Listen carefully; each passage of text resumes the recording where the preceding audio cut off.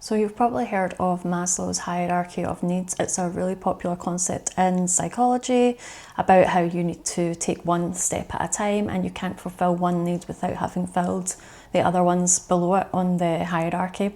I got to thinking about how this was quite similar to my mental health journey, and what I think I was missing over the past 25 years was starting at the bottom and working my way up. And I think it's super important that we need to fix our foundations before we can actually do the things that we want to do, and that may be what's holding us back. So I'm going to take you through the hierarchy that I made up for myself in the hopes that it will inspire you to kind of think about the steps that maybe you need to take and your own mental health hierarchy, because I think it's likely, if you feel like you're struggling in life or not getting where you want to be, it may be that you've not gone back to the bottom and dealt with the foundation before working your way up.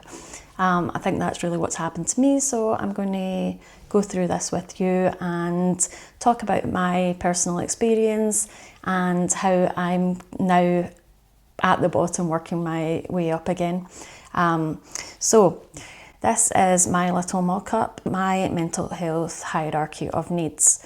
Now, what I've always tried to do for the past 25 years is start at the yellow place. So I always started here at yellow, take purposeful action. Now, I was just trying to literally fly into this area, not realising that I had all these steps underneath that I hadn't taken yet. So throughout my life, I've just tried to do certain things, take certain actions, be a certain type of person, and obviously that just hasn't worked in order to gain the confidence and the contentment that I was looking for. Every action I took, I still found myself in the same situation. So I've talked about this on my channel, but I've struggled with maladaptive daydreaming and feelings of depression my whole life, really, since I was a teenager. And that's something that I've always just tried to almost ignore. I mean, it's been in my mind. I was aware I was doing it, but I didn't know I had a name. I didn't know anything else about it. I just knew I sort of yo-yoed between maladaptive daydreaming, or daydreaming, I didn't know it had a term at that time, and feeling depressed and feeling very depressed. So my thoughts for how to get out of that situation was I should keep trying to push myself to do things. I always was in the yellow. I always thought, I've got to just take action, I've got to go travelling, I've got to get this job, I've got to meet this person, I've got to do this or do that. And what I found was I always just ended up back in the same spot. So I could take action and then I would end up overwhelmed with my maladaptive daydreaming again, or overwhelmed with depression. And this went on for about 25 years, always imagining that one new action was going to take me to this spot, gain confidence and contentment. Now, over the past few years, I came to learn about the term maladaptive daydreaming, so that got me into the green area, and I thought, okay, I probably need to start here and somehow deal with this. I would deal with the green, and from dealing with the green, I could jump to the yellow. So when I found the term maladaptive daydreaming, I reached out to a therapist, and again I've spoke more in detail about this on my channel if you're interested, but if not, just to cut a long story short, getting therapy for maladaptive daydreaming didn't help it at all, really. I was still doing it. I didn't understand why I was doing it. I didn't understand why when I tried to stop, desperately tried to stop, I would fall into a deep depression. It was just really something I couldn't control. So I thought by trying to get help in the green, I could then move straight to the yellow. However, it came to be that I wasn't getting anywhere with the help for the maladaptive daydreaming. I tried willpower, I tried lots of different things that people said, I tried positive thinking, I tried no thinking, I tried mindfulness. I ended up back just maladaptive daydreaming as normal. So it reached a point where I realised I was at breaking point with the maladaptive daydreaming, and it occurred to me, I've just been fighting a losing battle for about 25 years, and that's where I said I really, really need proper professional help to find out what's wrong. Around that time, I think I did start to see the term obsessive compulsive disorder in relation to maladaptive daydreaming, and it occurred to me that maybe that's what this was, because it seemed to make sense in terms of having difficult thoughts and then having the compulsion to daydream. So just last year, I found myself at the bottom of this rung. Treat OCD. So I went to a psychiatrist. I am now getting professional help for my OCD. I was diagnosed with OCD as I'd begun to suspect. And now I can see that I'm at the bottom of the pyramid where I needed to be in order to work my way up to here. It's now become clear to me that I could never have reached this point in the blue without getting the bottom layer dealt with, which was treat OCD. So this is why I'm making this video and why I've done this cute little mock-up, because it's really become clear to me now that I was, never going to be able to be in the blue, and that yellow was never going to push me into the blue, because I still had these 3 steps to go through before it. So I'll just kind of take you through now, how I see my mental health and, how I see progressing from here. So last year I was diagnosed with OCD. I've begun treatment for that. That's just been amazing, and really it's felt really life-changing for me. And that's why, I really want you to be able to identify the core of what's troubling you and seek the professional help that you need if you need professional help in order to move up and do things for yourself. I think obviously we live in this culture of like self-help and so many positivity videos and things like this. It does give off the impression that we are always able to solve our problems, and the truth is we're not always able to solve our problems. Sometimes we do genuinely need help, and there's no shame in going to get that help.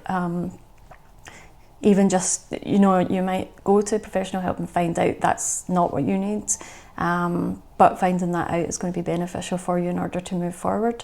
So I've now found this out. I now feel I have something that's doing the heavy lifting for me, which is the help that I needed for the OCD, which was the basis of my problems. So this is now the foundation I feel is getting taken care of for me. If I move up now to the green to manage maladaptive daydreaming, now my compulsion is daydreaming. The OCD treatment is minimizing that and almost getting rid of it, but I am helping this along by not engaging in anything that I think could trigger my daydreams. So there's certain things that I am prone to daydream about, or I know that I might become obsessed with, and I'm just basically trying to avoid those for now, because I think that's the healthiest thing I can do in order to help my OCD treatment. There's almost no point in getting that help if you're then not going to help yourself. I think you want to do everything you can in order to get the best out of the treatment that you're getting. So for maladaptive daydreaming, the main thing that I've done is I've deleted Twitter. I've stopped engaging in certain interests that I think could tip over into daydreaming, and I have another video about how we can manage our triggers, or I'm always going to need to avoid my triggers. That's something I'm yet to kind of establish and learn. So I'm at kind of early stages with this, but that is where I'm at, where I'm conscious of the fact that I do need to minimize triggers for maladaptive daydreaming in order to help with my treatment of OCD. So because I have a lot of space in my brain now, because I've stopped daydreaming, I've stopped feeling depressed, I'm really in a very, very good place, and all I can do now is really help myself. So that's where I can now move up to the pink category, foster a calm, creative mind. That is really my ideal, and the it's the place where you want to take action from. So it just makes a lot of sense that you want to take action not from the way I was doing it before, where I wanted to take action in order to try to solve my problems. I now want to take action from a calm place, and I want to take action that's just going to add to my life instead of trying to solve problems in my life. So for now, fostering a calm and creative mind is really what I'm focusing on and what I'm talking about a lot on this channel. I wanted to get back in touch with my creativity, which I've lost a lot over the years because my mental health had become so bad. So I'm trying to get back in touch with my writing. In terms of having a calm mind, I've deleted Twitter, and again, I've talked about this in another video, where I'm now just trying to have a physical paper once a week, so that I'm not overwhelmed by news or any kind of negativity. And I also have a commonplace book where I'm detailing curiosities and trying to learn about things. So I'm really just wanting to bring the best out of my brain and look for things that interest me, cultivate interests, not engage in negativity. I was just finding when I was going on Twitter, there's so much negativity. People are so loud. People are like building identities out of being nasty to each other, and it's not a good place to be, even though there's obviously some fun in there as well. I just decided I'm going cold turkey on that, and I'm now just trying to calm my mind. I think for me it's going to be better to be, staring at a blank wall as opposed to be looking at Twitter. I really do want to quiet my mind, and that's where I am just now. I'm now wanting to take the first kind of steps towards purposeful action. So for instance, I've started this YouTube channel where I can talk about things that interest me. I've got the commonplace book. I'm going to start maybe socializing more and getting into situations that would have been a struggle for me before. That is really my hope, that I can, create a fuller life for myself from a better place, as opposed to, trying to run away from my mental health problems.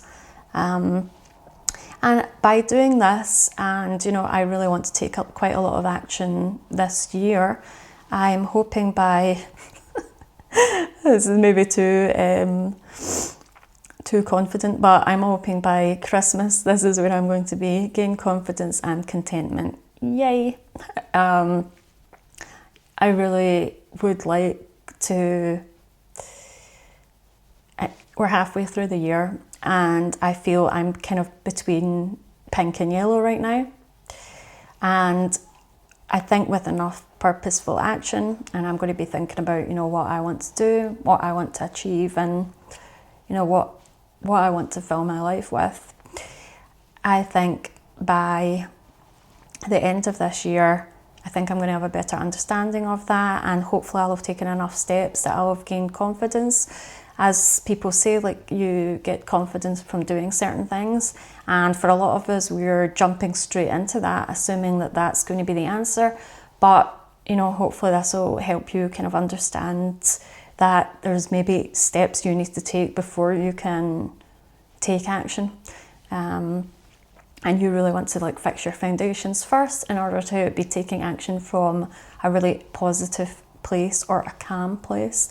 And over this past year, I've just begun to understand myself so much more, and now I can see what I was doing in the past. I can see that I was trying to jump steps, and I can see clearly now, why that didn't work for me, and why I always, was like one step forward and 10 steps back. That makes sense to me now. So obviously we all want to be in the blue. We all want to be at the top of this pyramid. We all want confidence and contentment. And we just need to really think, what are the steps we need to take to get there, and think about whether or not we are jumping in to steps that are too advanced for us. I always think about this clip from The Simpsons where Homer is trying to learn marketing and he starts off with a book that's like advanced marketing, and then the next clip he's got a book that's like beginner's marketing, and then in the next clip he's like looking at the dictionary and what marketing actually means.